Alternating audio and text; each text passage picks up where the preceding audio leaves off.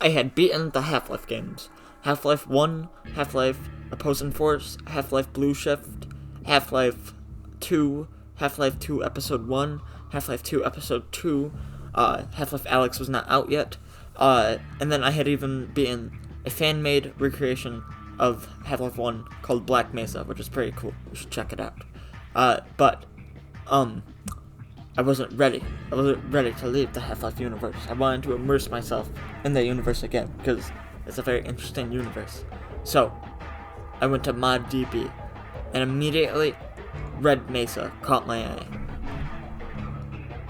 I downloaded it, and I played it 50,000 times within the span of a month.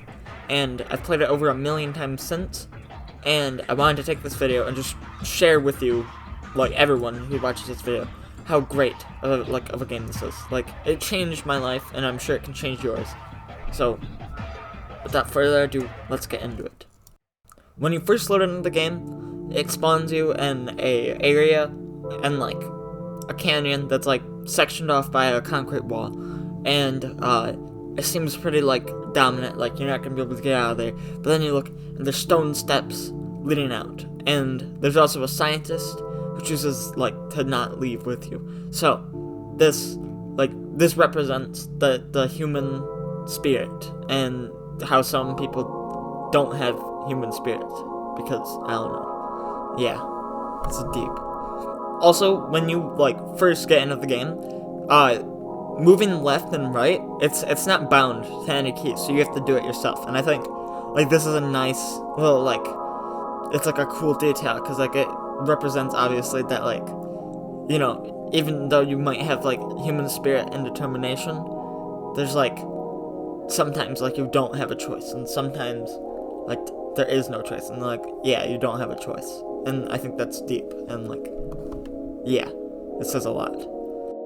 There's also a nice little detail that like even if you don't actually shoot, your gun will sometimes do the shooting animation for no reason. But I don't think it actually is for no reason. I think it's supposed to be an allegory for like the subsidization of like corporate interests over like, you know, actual people in America.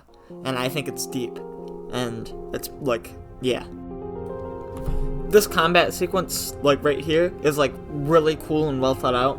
Like, look, like there's like the soldier that has his back to you, and then like that's like you can like shoot him in the back.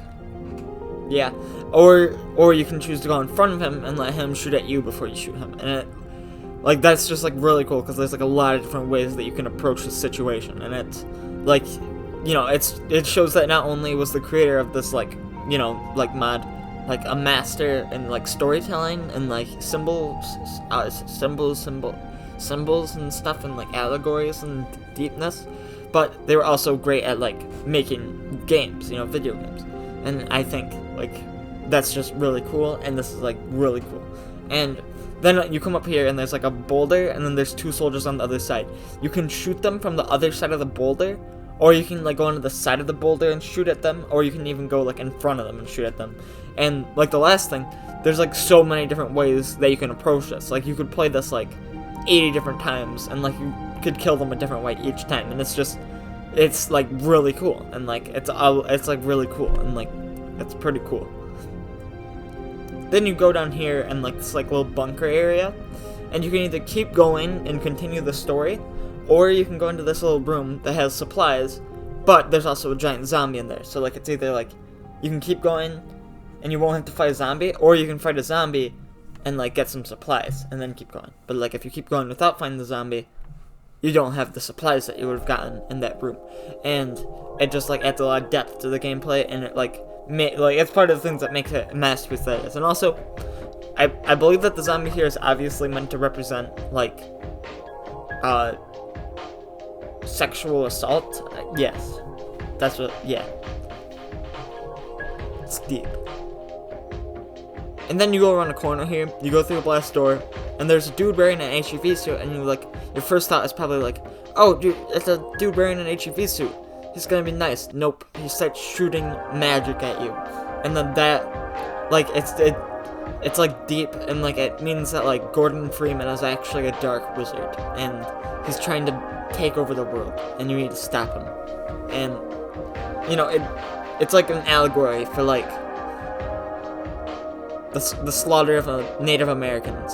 In this one area, you find this dude just standing on this balcony, and like he has a weird face and it looks weird, and then like, yeah, and he represents society. Yes.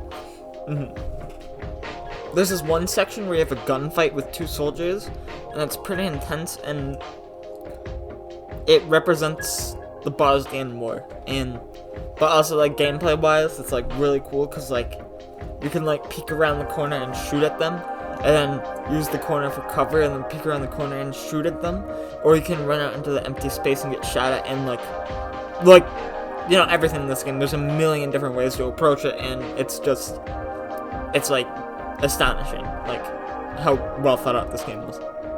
Then you come to this one room, and there's 2 scientists standing in there, and like it makes you like shoot these 2 people standing in like a desolate place with no one around, and like, yeah, it makes you like kill them. And I think this, like, it's supposed to represent what I did on June 17th, 2018.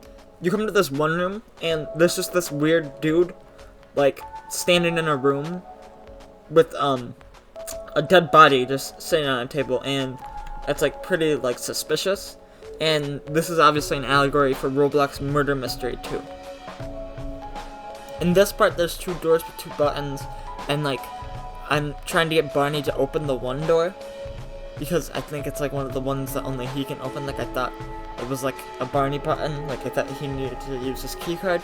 But, I was really just being dumb, so this part represents how I'm an idiot. And, yes. In this part, you're gearing up to get on a rocket ship, but then the entire control room, like, gets blown up by, like, I don't know, like a